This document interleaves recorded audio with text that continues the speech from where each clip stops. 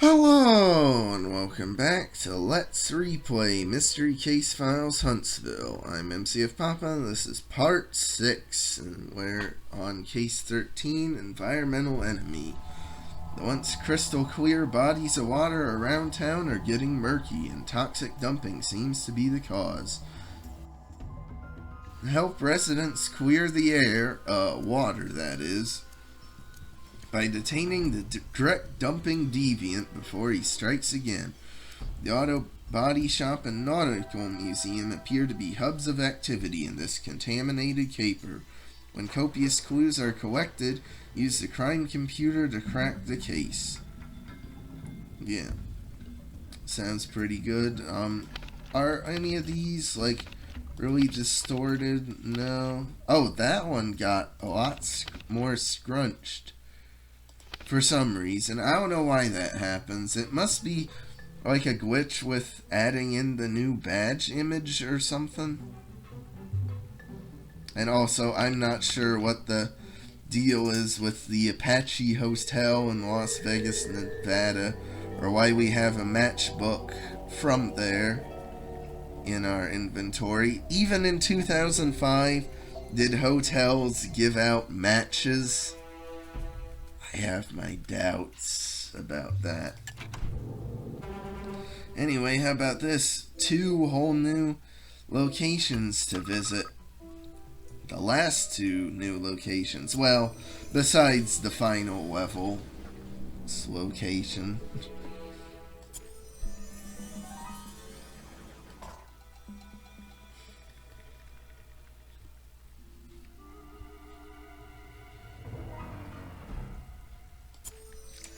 And there, the 3 elephants are just all bundled together. You don't actually need to collect 3 separate elephants.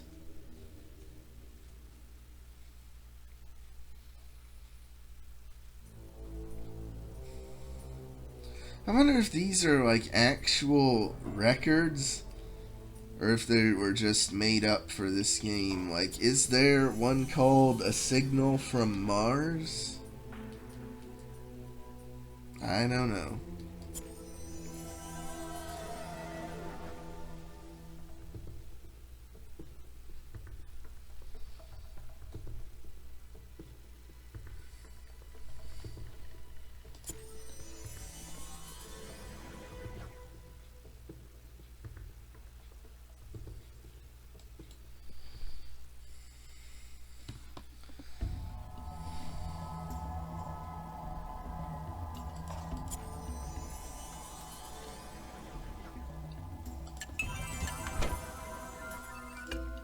Ooh, get to visit the fish store again. I think this might be the last time for the fish store. I think it might only show up twice. We'll know soon enough if I was right about that or not. You know, because there aren't that many more levels in the game.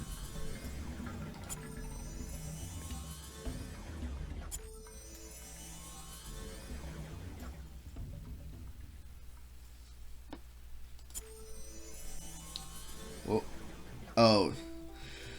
I thought for a moment it was counting the fork as a gardening fork. I didn't see that I actually did need the normal fork.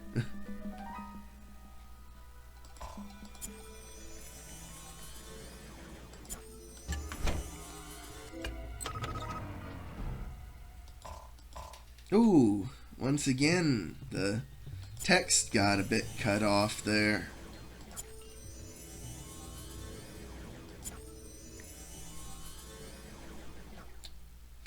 I will say it is cool they have like some ship decorations around, since this whole hotel is supposed to be like nautical themed, I think.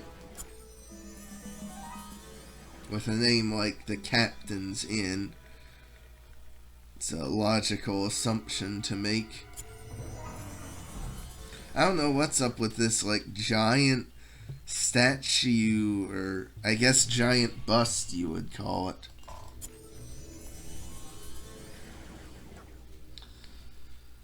Do any hotels keep giant busts of random people in their main lobby?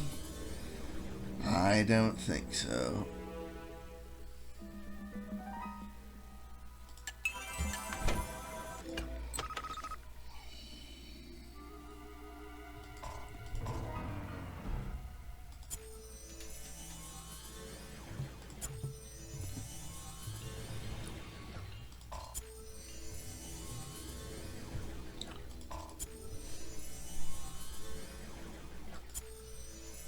Wouldn't it be funny if I found the fish now when I didn't actually need to find it?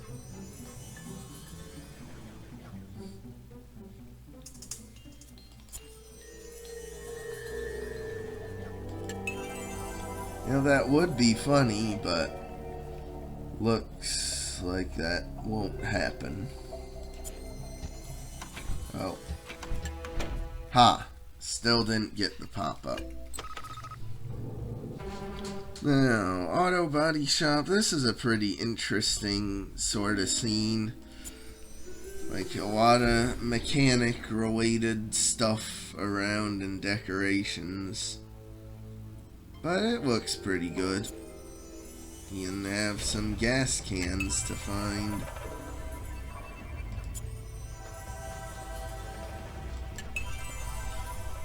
This is probably the one location I wish showed up more often in the game. Like, generally I'm pretty happy with how often each location shows up, but this one I feel could have done with another appearance or two.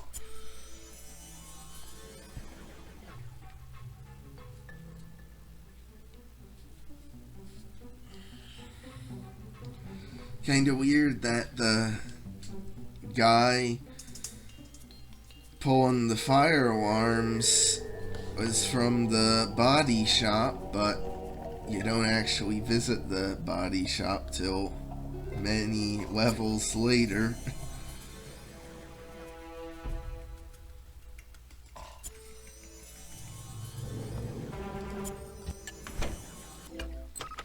And we finally get to see the third museum, the nautical one, and I'd say Nautical Museum's my favorite of the three.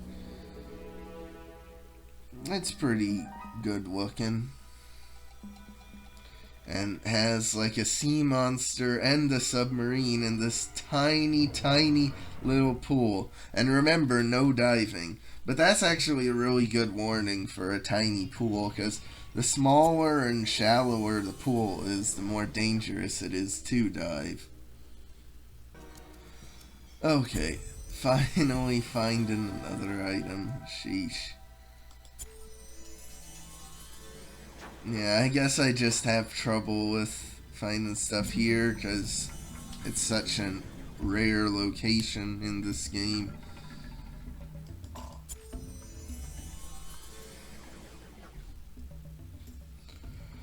But the beauty of this game is that with every repeat viewing of a location in a recent time frame, it becomes easier and easier.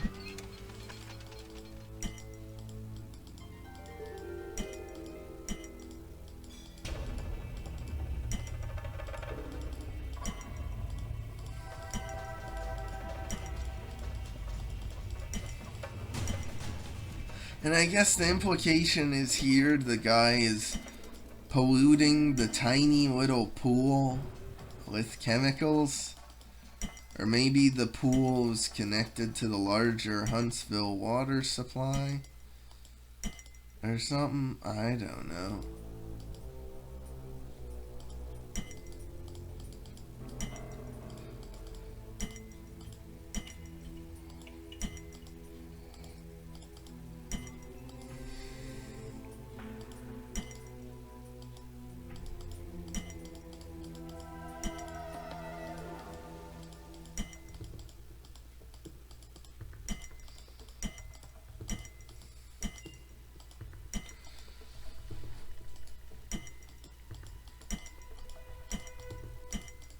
Alright.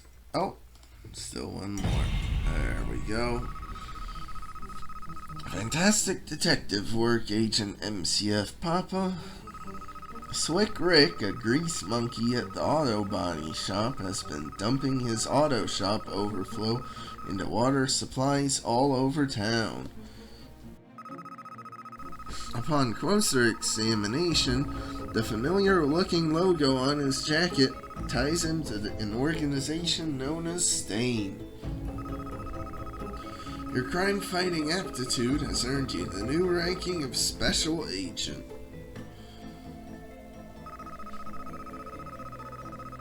Below if you have what it takes to bring down Huntsville's most wanted crime cabal. Yeah, once again though, it's not on his jacket, it's on the barrel, unless they mean the stains on his jacket, or what they're referring to. I don't know. But something I like is that they do show the Stain logo on each of the, like, previous criminals, or nearby the previous criminals. Like, that's an actual really cool touch, tying them all together into the one organization. And that guy even has a tattoo of him on, for some reason. However, oh, she does too. However, what bugs me is that for the alarmist, they don't have it in the picture. He had it on his hat, I think, off to the side, but you can't see it in this archived picture when you can for every other criminal in the game. Just kind of weird. That's something that always bugged me. Anyway, case 14, main man. With the insidious crime organization Stain uncovered, you must ensnare the syndicate's right hand if you have any hope of apprehending the leader. As luck would have it, a top Stain officer is wanted by law enforcement for his abnormal hair fetish. It seems the crazed individual is hijacking hair directly from people's heads while they snooze. Help citizens regain their beauty sleep by capturing the vile coif robber. By the way, wouldn't it make more logical sense for Rudy the barber to be the guilty party in this case? You'd think. And by the way, I wonder what Stain actually stands for. The game never explains that. I don't know if they had planned on explaining it at one point, but then just forgot. So, who knows what it's for.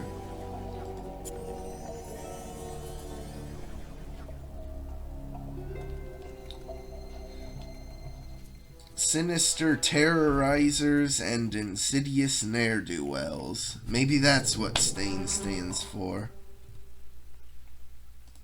It's as good a theory as any.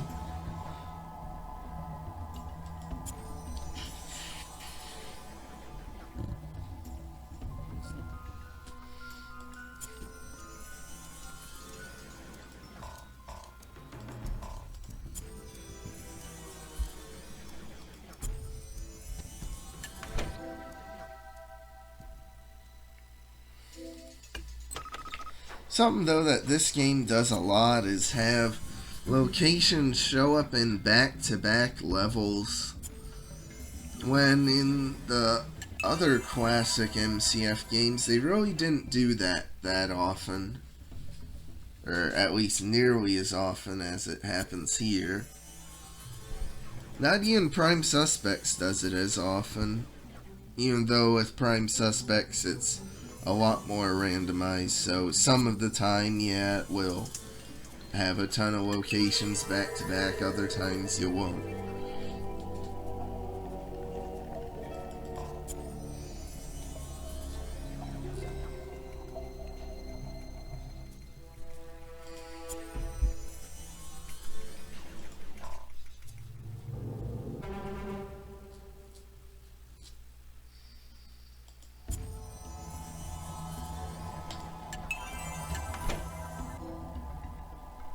Alright, might as well go back to the body shop. which we were just at in the last level. I guess that's, you just have more back-to-back here because there's just less locations, so they gotta cycle through them more often.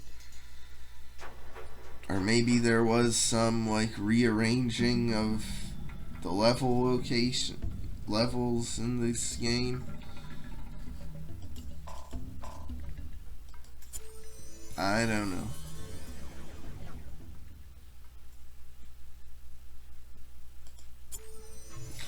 Yeah, I think the problem with that car is that it had a bowling ball in it. I think that's probably why it wasn't running properly.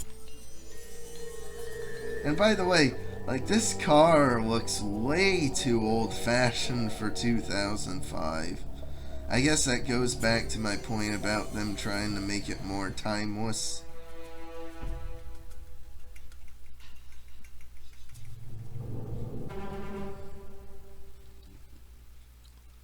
I think the sign says repairs since 1930. I think that's what it says. So, confirmed, the game actually takes place at least after 1930. Oh, there it is. Can't believe I was struggling to find a Saturn, of all things.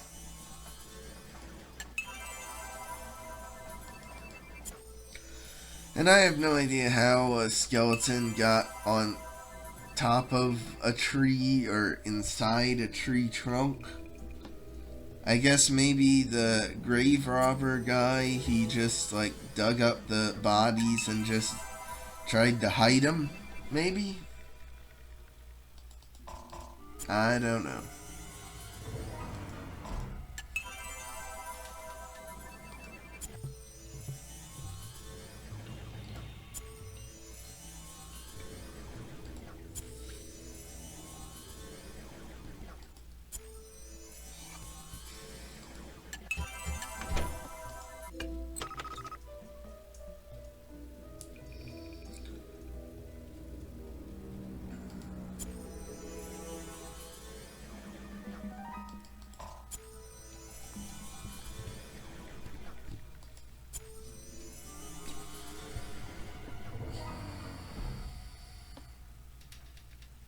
I do think it's kind of funny that the guy is robbing people here, as we see in the end of level scene, but like, who the heck is he robbing hair from? Like, that skeleton's totally bald with no hair left, and presumably the one in here is the same sort of thing.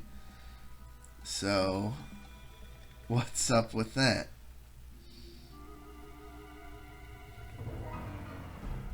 And I guess that would make the hair guy also a grave robber. So there's two grave robbers in the game.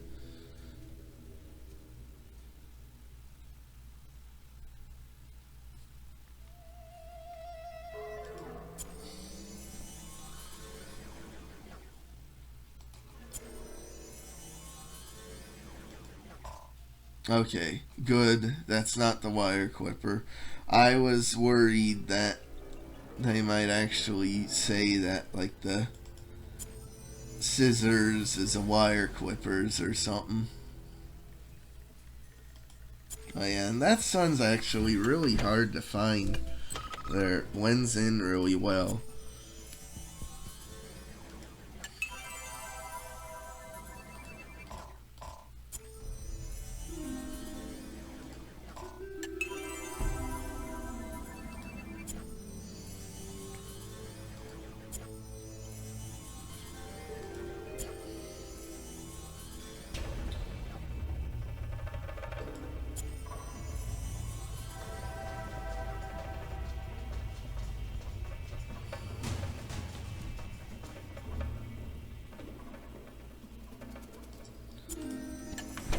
Alright.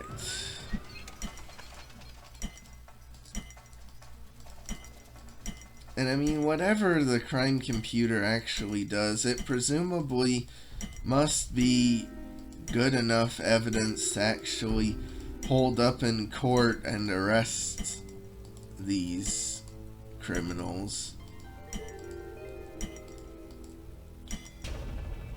And I guess with this one, they're like trying to make like a Elvis sort of parody or something with him. I'm not entirely sure what's up with his look. It's just really weird. I don't know how a guy with a hair fetish was able to become the like second to the top guy in the Stain organization. But somehow he was.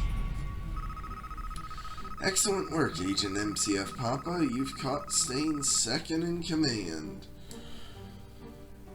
Harold Funkmeyer's ill-gotten hairpiece will be quite the conversation starter in prison. Your hair-raising skills have earned you the ranking of senior operative. Put below if you have what it takes to capture Stain's leader. I do really like the look of the senior operative badge. That's a really nice looking badge too. And now we're technically at the final level, even though it's not actually the final level. But we will do it and finish off Huntsville again in the next part. So like and subscribe if you want. I'll see you then.